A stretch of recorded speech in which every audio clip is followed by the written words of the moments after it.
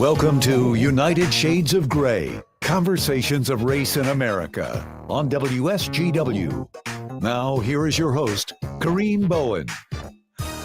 Good evening, ladies and gentlemen. Welcome to another edition of United Shades of Gray, Conversations of Race in America.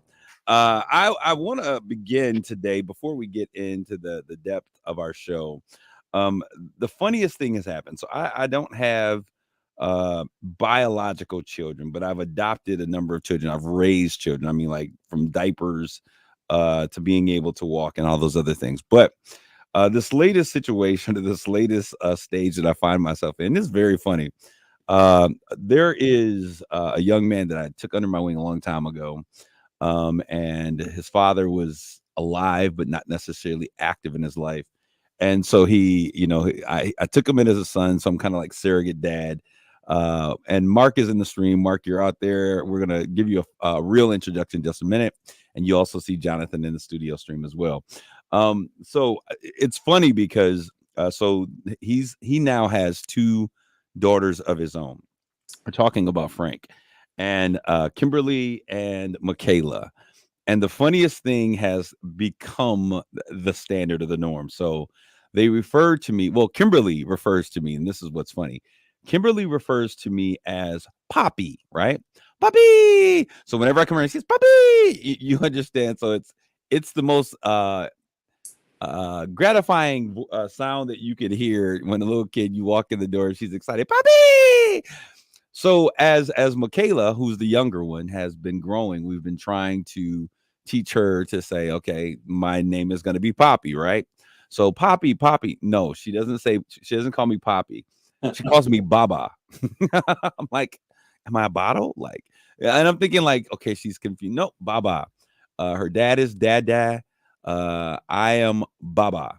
And so this is the funniest thing. So there's a young lady who is a student at Saginaw Valley State University. And we're talking, and she hears the calling Baba. And I was like, yeah, it's kind of interesting, isn't it? And we were talking. I said, doesn't Baba mean something in Swahili? She's like, Baba actually means grandfather in Swahili. Oh, yeah. She's a child prodigy. Who knew? So one calls me Poppy in English, and the other uses Swahili terms, Baba, which we still are trying to figure out how that happened to be, to reference me. So I thought it was really funny. I want to welcome to the stream. As you see, we have Mark Bassett all the way out there on the sunny shores of California. He has a swimsuit photo shoot today. We'll talk about that in just a minute. And also, John being the place to be the producer. hello. Hey, how's it going? It's quiet on the set. All quiet on the set. It's good. All right. For dramatic effect. For dramatic effect. Yeah. Hey, I don't All want right. to burst your bubble about the prodigy, but we had a similar situation where, one of our kids started calling me something and the other one couldn't get that phonetically, so it became something else. So I don't want to burst your bubble, though. So. Well, they don't speak Swahili. That's all I'm gonna say. Okay, but anyways, it was funny. But so Mark, this morning when we came into the studio before we got on air, Mark was telling us, he's been working out and bodyboarding and probably boogie board and all kind of boarding, surfboard and all that other stuff. Out on the waterboard.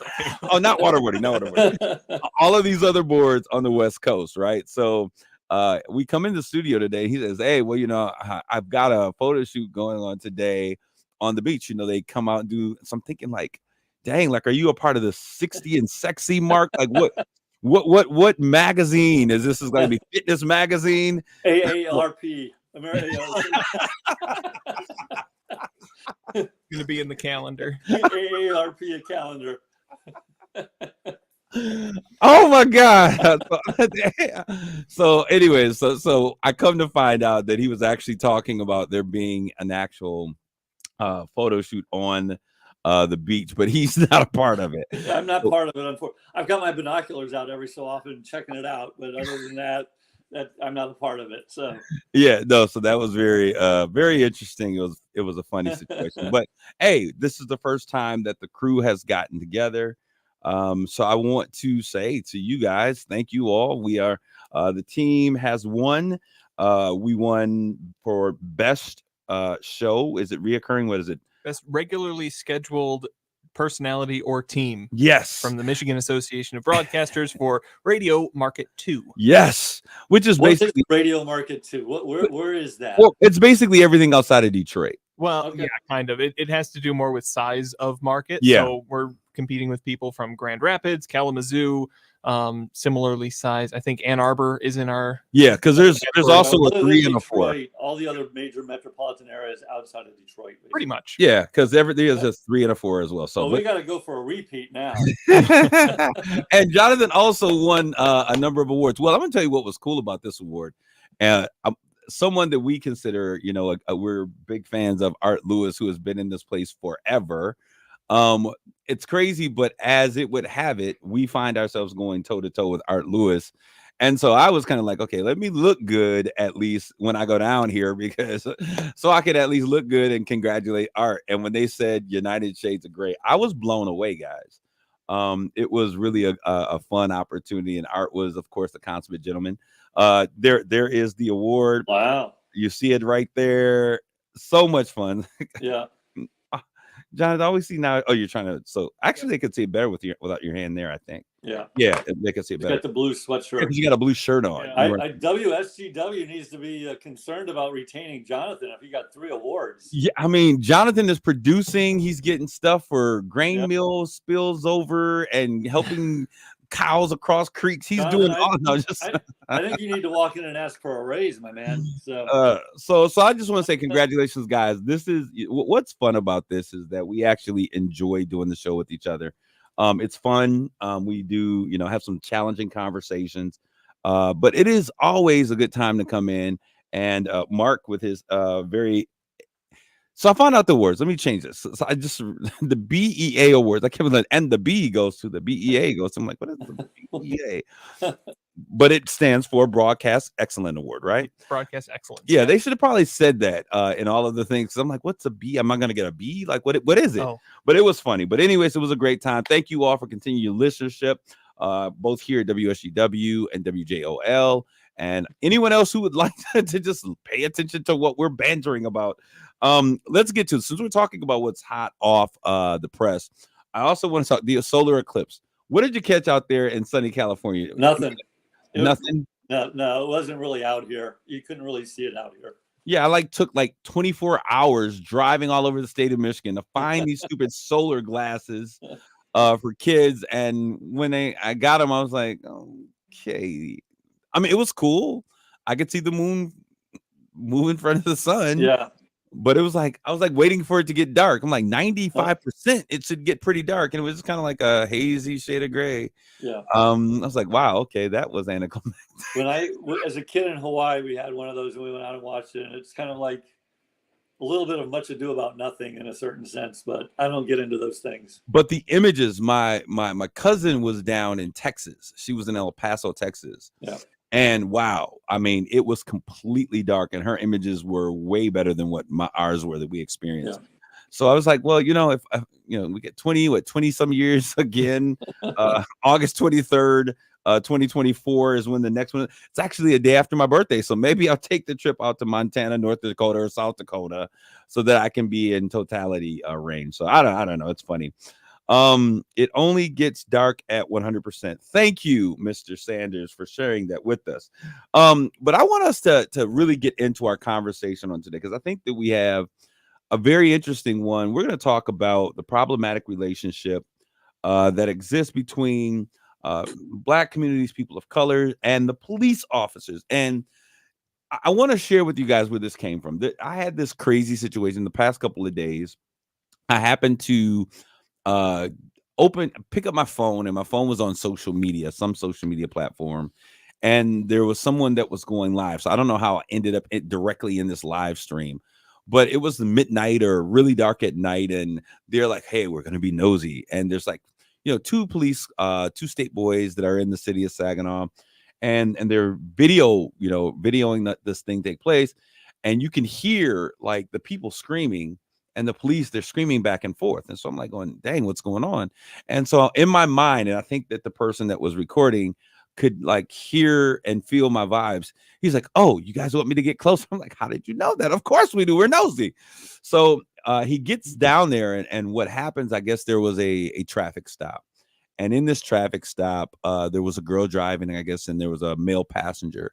And the residents came out of the house. So by the time he gets down to where this is, which is a block or so, the residents are down and they're yelling at the police, the state police, like, why are you manhandling her? So I guess they took the girl out the car. They put her arms behind her back, and they say her fingers were almost up to her head. I could imagine that would be very painful. But this is what was going on. But this is, I've seen this before. People are angry. They're yelling. It's late. I don't know if anybody had any liquor with the situation, but they were mad because the police officers were roughhousing the individuals that they were pulling out of the car, which they seem to be cooperating. But the problem was this: there was a guy that came into the sound of the camera, and you could see his back, and he begins to argue like, yeah, you shouldn't be doing this. And he says this. He says, that's exactly why that happened to your partner. I bet you didn't appreciate the way that they treated your partner, the state police officer who was recently hit and run over. Was it a drive-by? No, he was hit by not a drive-by, but drunk a driver. hit and run is what I meant. It was a suspected drunk driver. Yep. Suspected drunk driver. And so he says this, and the person's recording like, yo, chill out. Like, if this is your argument that that they're mishandling them, take notes, do the video, but this is not the place to make that argument, which I was thinking like, wow, somebody in this crowd has some sense. Mm-hmm. And the kid continues to go. And so he yells it. And this time when he yells it, the police, one of the officers heard it, one of the state boys. Now there's like 5 off state boy cars out there. Yeah. And there's maybe a dozen or so people that are standing on the side of the road. And one of the officers stops what he's doing. Well, I mean, there's 2 people and there's 5 police cars. So we have some freedom to do other things here. And one of the state boys, he then comes over to the curb where the young man was standing on the sidewalk. And he was like, go home. He's like, I'm not doing anything. I can videotape. I'm not going home. And he says, that's why you out here doing to these kids. That's why they ran over your partner. And that's why they ran over him dead, which I thought like that was like cruel and insensitive. Mm-hmm. And even so the officer then said, what did you say? And he turns back around. He approaches the guy. What did you say? He said, you heard what I said. He goes, what did I say? No, if you're a big, tough man, say it again. And the state police officer starts to get into an argument with the civilian who, I mean, was it rude? Was it stupid? Was it insensitive? All of the above. Yep. But Mr. Officer, whoever you are, bald head state white guy, state officer for the state of Michigan, state police, come on. Like, don't take the bait. You cannot take the bait. And so it just got me thinking, like, how many times do we, and who knows what you got going on, right? You're on your job is high stressful. I get it. You got all of these things going on. Who knows? Maybe you got situations at home, but you cannot. You're not well paid. On top of that, you're not especially well paid. Right. Yeah, you're not sitting there. I mean, you don't come to work to have your emotions toyed with, right? I mean, because it may have been a friend or a family. Well, who knows? Yep. But the fact of the matter is, and it was I was really kind of concerned because he turned around very aggressively with his hand on his weapon and was asking him, what did you say? Say it again. No, say it again, big tough guy. And he starts engaging him. Now, considering the situation and the things that have happened in our community for a long time, this was not a good look. And for the state officer that was out there, if anyone hears this or refers him to this, brother, I'm going to tell you, go get some therapy, talk about it. You got to decompress at the end of the day, but you cannot allow what some 20-year-old kid is yelling at you in poor taste to pull you out of your frame of mind when you're doing the work. So when that happened, I just be kind of like, okay, this is crazy. But then there were all of these other things that were coming to play. And as it so happened that everything landed on today, that today there's also there are a couple of police cases that are out there. And then something that happened in Chicago that I want to talk about with Mr. Reed that I really want to begin to share. So I want to get into this conversation about why is there such a problematic relationship between police officers and, I'm not going to say community colors, I'm going to say Black communities, because there tends to be a real propensity for these two groups of folk to continually finding themselves in engagement. So are you guys understanding what it is that I was saying before? Yep. All right. So for those of you, do you have anything to say, first of all? What are your thoughts in terms of the police, the state guy? I know that's been an ongoing conversation, at least here in Saginaw, is the state police partnership. On the one hand, the police department is arguably understaffed and can't handle just everything that's going on. So I understand the reason behind the partnership. On the other hand, there's arguments of these are people that live outside the community, that come from outside the community, that are expected to come in and solve the community's problems, or at least help with it. And I think I don't know for sure. Right. It's a hypothetical. I think the reaction from the officer might have been different if the officer lived in the community and was part of the community. It was a terrible, insensitive thing to say, and I think police do need to be held to a higher standard when it comes to that kind of conversation. But that living and working in the community are sometimes two different things in that regard. You know what? Go ahead, Mark. Were you going to say something? No, go ahead. Well, because I think about it, like, Mark, you have been a corporate leader. Yep. You've been a corporate leader before. I'm a leader in a variety of capacities.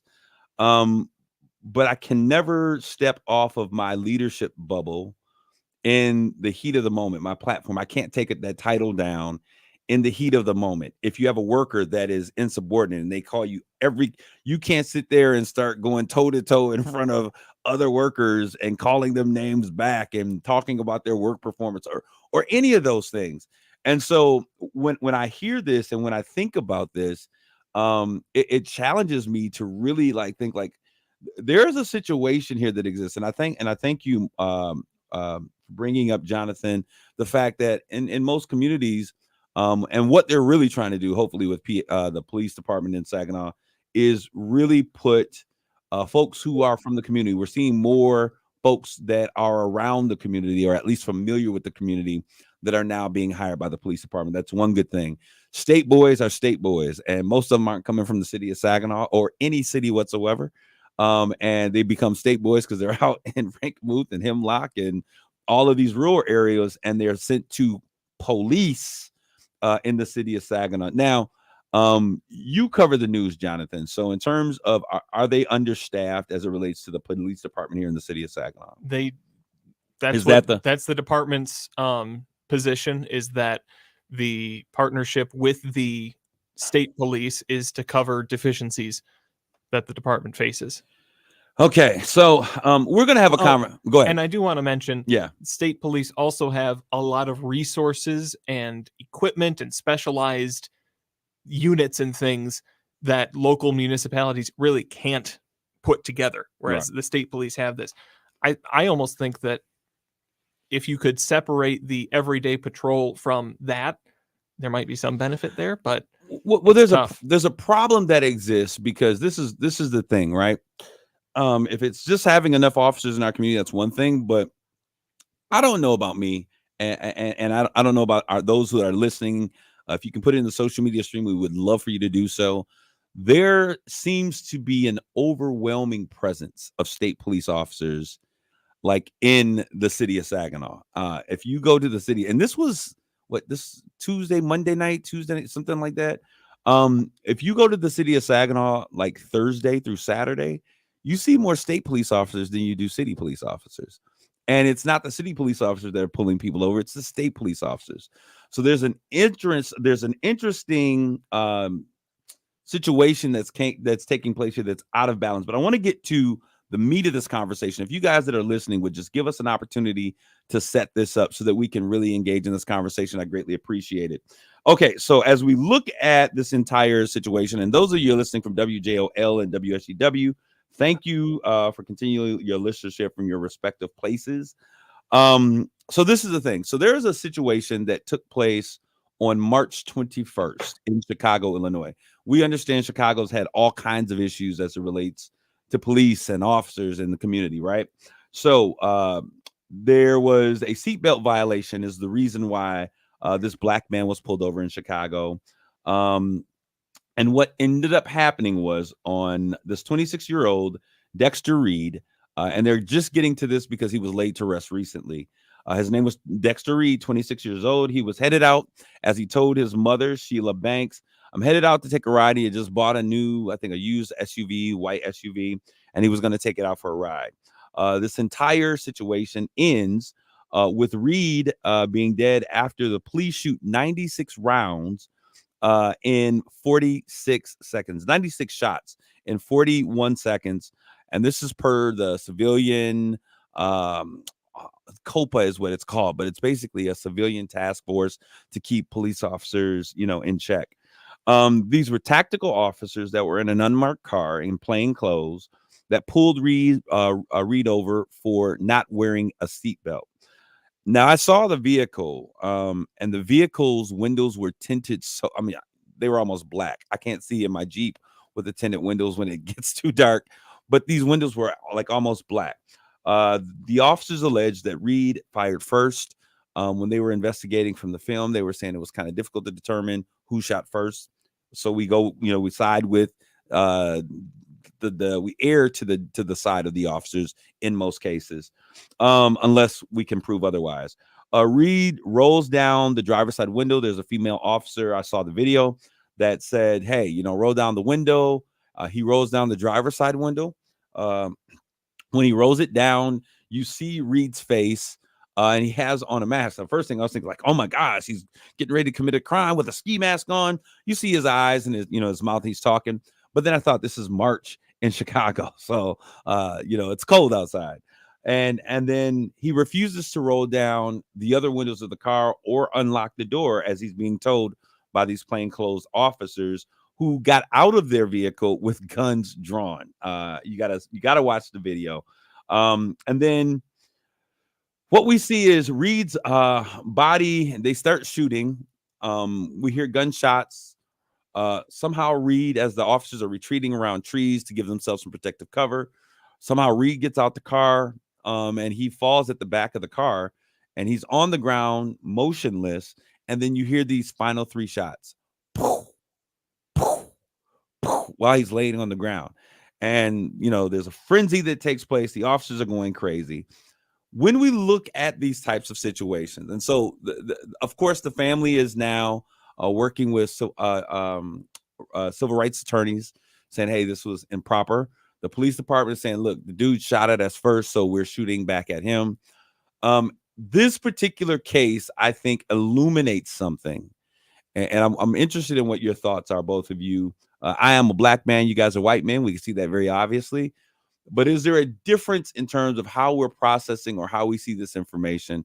Because this particular situation is one that I have been saying for a long time, that there is black officers. Officers interfere or interact with black folks more often at a rate of 3 times that their interaction with white individuals. And when I look at this guy was being pulled over for a seatbelt enforcement by a tactical armed group of individuals who are not your normal community policing team. They're a tactical team. The windows were tinted. And what I'm asking you all is, when you see this, do you see that maybe there is a propensity when we look at the legal and the law enforcement police officers? We're going to take a quick break in just a second, but is there a propensity or is there targeting, or are these issues that we need to take a look at as we look at how oftentimes black folks have these interfaces, especially in traffic stops, with white or black police officers? Because someone in our social media stream says black officers do it too. It's a presumption of a guilty presence, even when there has not been the evidence of a crime that has taken place. I want us to really pull this thing apart. We're going to talk about this in the second half of our show. If you're listening via social media, like, tag, and share this with your friends as we get into this conversation. We're going to take a quick break. We'll be back with more United Shades of Gray.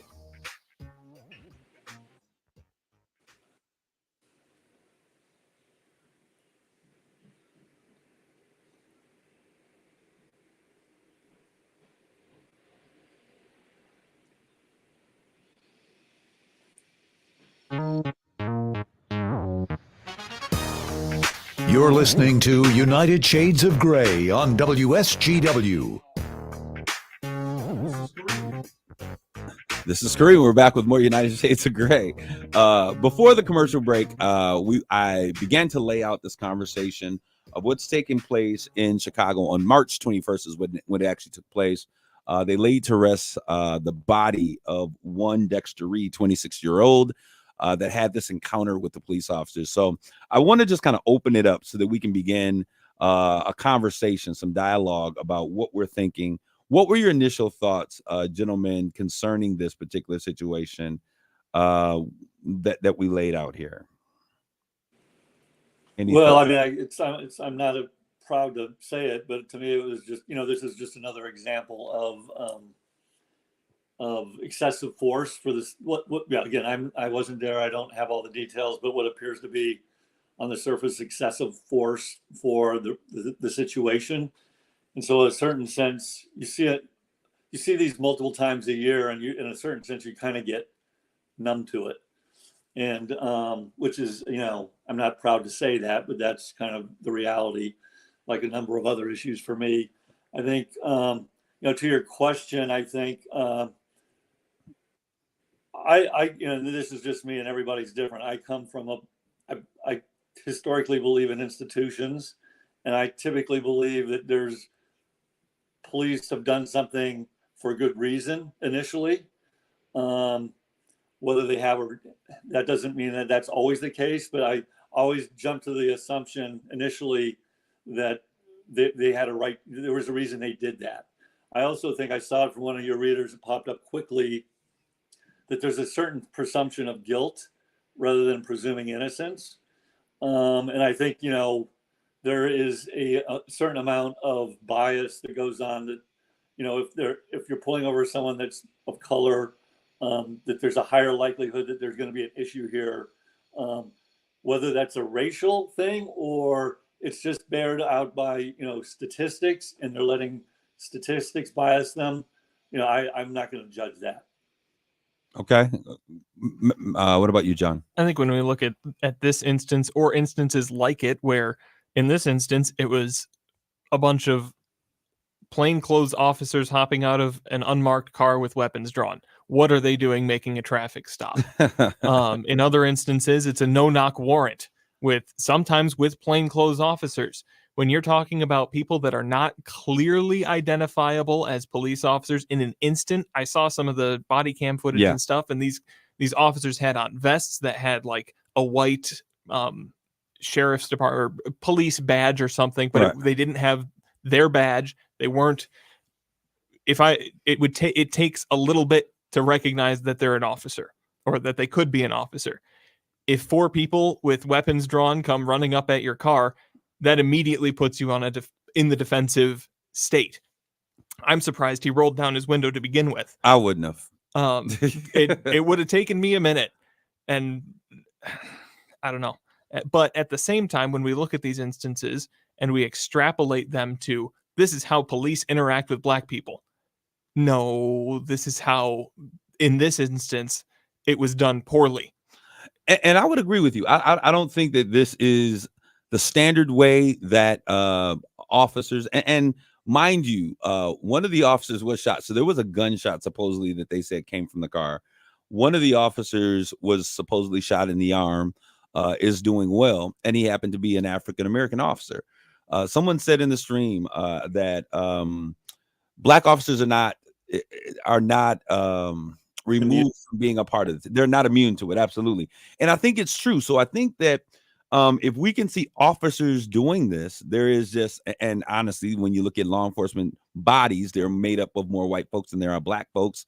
Unless you're in a seriously urban community in a particular area. But real quick, we had a case in Memphis where it was a bunch of black officers, basically, or I forget what city it was a year or so ago. Memphis is real black these days. Yeah. But go ahead. I do want to finish my thought, though. When we look at it especially from a media perspective of highlighting these cases and even unintentionally extrapolating them to this is how police interact with black people, it creates fear and it creates more defensiveness right off the bat, I think, in these interactions. Okay, well, I think I understand what you're saying, but Yep. when I look at this particular situation, one of the things that comes to mind is what many African Americans have been saying for a very long time.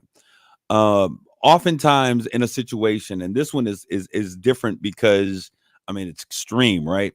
But oftentimes what we hear folks in Black community, like, why are we being pulled over? You'll see someone get get pulled over, and the question is, officer, why did you pull me over? And people are like, well, you should just, do what he says and give him your license. But the question often becomes, why in this situation, it's obvious you couldn't see inside the car. From the video, did you see the video? And you I saw saw parts of it, how but dark the windows were. You could not see inside this vehicle. So how are you then? You can find a reason after you pull me over to justify what it is that you're doing. But the question becomes, why am I being pulled over, right? And And then then usually, again, in my experience, it's hard for me to have this conversation because I have a much different experience, obviously. okay, Every time I've been pulled over, they actually walk up and explain why like one time I was surprised I didn't turn on my left blinker, so he pulled me over for not turning on my left blinker, but he explained that as as I opened the window. So wow. I'm surprised they don't explain it. Well, So, Mark, you know what? What's funny is this. I was here in Saginaw Township, and I've had great experiences with some township officers. This particular time, I got pulled over by a police officer right on it was Himmeter and near Shattuck, right around the corner from the police station. This officer who was not in the view of where I was. I'm standing at the thing. I see the light. It's getting ready to turn. It was green when I went under, but it turned yellow as I was underneath it, right? I get pulled over. You ran through the light. I'm like, dude, you weren't even at the intersection. The officer said, oh, I was at the intersection. No, you weren't. You're lying. And so what happened is that when he pulled me over, I was like, hey, officer, what are you pulling me over for? Give me your driver's license and your registration. I was like, well, I'm just, asking what's the reason. I don't have any reason. I'm not going to fight you on this, but I just want to know, why are you pulling me over? And then so he just gets my information and he comes back. And when he comes back, he says, I pulled you over because you ran through the red light. I said, sir, I didn't run through the red light. And he started getting, well, you should know this. And he started giving me a lecture. Well, his body the officers were looking at the chief looked at the information from the very start before he pulled me over. And he said, you're absolutely right. The way that he handled you and the things that he said to you were inappropriate. It was not how we train our officers. And so I was thankful that he had actually taken time to look at it. But these are the types of encounters over and over again that folks in Black communities are having with police officers, and it's problematic. And so this one is different just because of the fact, I think that in this situation, you see that one of these officers did not have any reason. They said that later they found a gun in his car. I would assume that if someone was shot, one of the officers was shot, then there would be a gun in his car, right? And I also agree with the fact that if you shoot at officers, come on. If you shoot at officers, you should expect to get some rounds fired back at you. But it comes back to this idea of what is the purpose of police officers being put into communities? How do you see police officers, or what is the role of an officer as they enter into a community? Just a regular police officer, I guess. Well, it's public safety. It's under that umbrella. It depends. I think that police officers should have specific roles. I like the idea of the community police officer who's just there to be in the community and to know what's going on. There are police that are there for traffic specific violation or for patrol, but mostly traffic related stuff. And then there's kind of the heavier stuff, the shootings, the heavier investigations, break-ins, stuff like that. Task forces. Yeah. Yep. Okay. I don't have intimate knowledge of how policing works. No, but my thing is this, and this is and this is why I thought that this was so very interesting, was that in certain communities, I believe that the police do what is on the outside of the car, which is to protect and serve. They are there as a community officer, as a policing officer. One time I got trapped in a downpour rain, and I was running by these white man businesses. That's what I'm saying.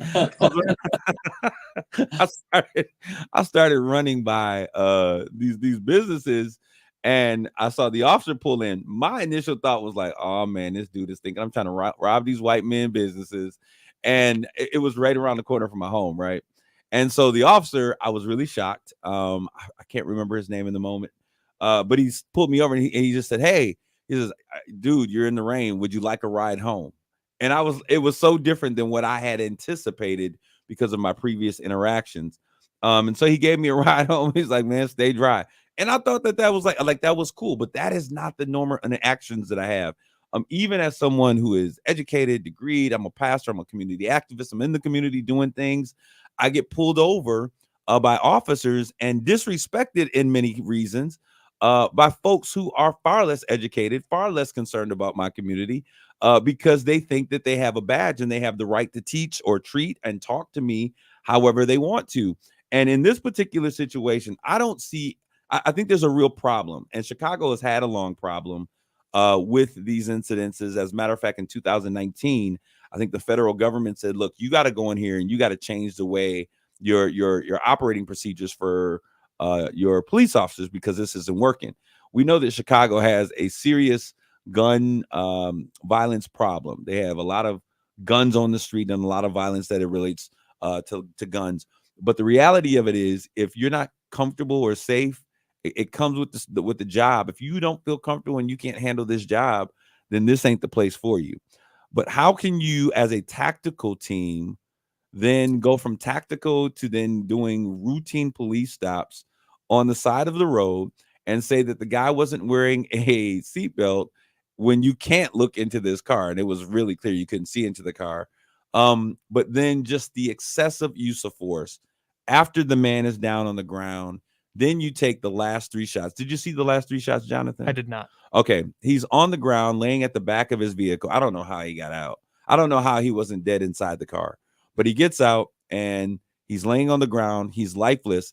And one of the officers, who looks like he's probably about 20 to 30 yards away, 20 to 30 yards away, takes 3 final shots. Boom, boom, to make sure he's dead. I'm like, the purpose of shooting an individual in that situation is to make sure that they are no longer a threat.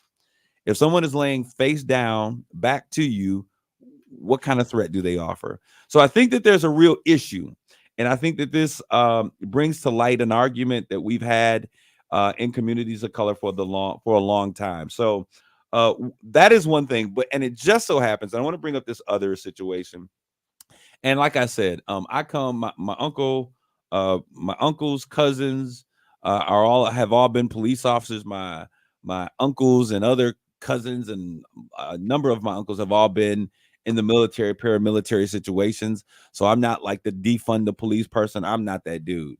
But I do think that there is a real issue with how folks in color, in communities of color, particularly Black folks, have interactions with police officers, and how those things often end up in death. Whenever we're having these conversations, it's not white men, it's not Polish men, it's Black men that are on the other. Well, I guess my question to you would be, Yeah, and I don't want to divert us into no, go ahead. But my guess is there are an equal number, obviously a lower percentage, but there are multiple cases of people of other races and colors having very similar experiences. No, I would agree that there are other cases, but proportionately, it's almost. I think they were saying that the engagement is almost 30% higher for folks. Yeah, I actually looked it up. Yeah, a death by shooting by police. It's about 1,000 people a year in the United States. It's twice as many whites as Black, but on a relative basis, it's twice as many Blacks as whites. Basically, yeah. You're talking about 12-13% of the population, right? Exactly. The majority. So while the sheer number is more of white, from a percentage of the population, it's twice the percent Black versus white who get shot by the police. So my question is, why do you think this exists?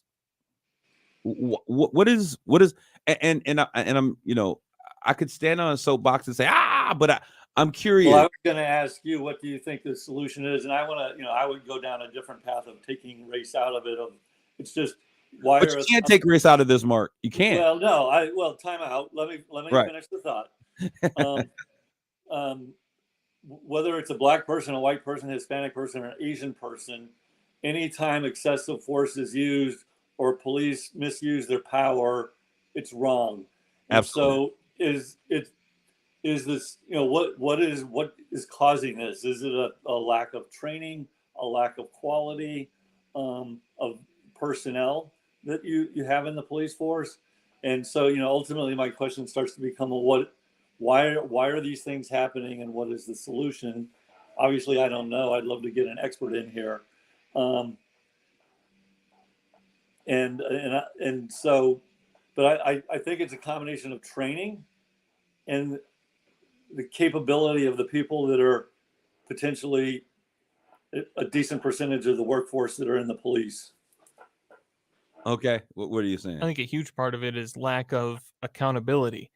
There are so many laws and mechanisms in place to protect officers that mess up. And we have seen investigations recently, locally, go against the officers. Absolutely. Officers being charged and convicted of. But those are various cases things. when there's usually video available. And there's usually video. There's usually more proof.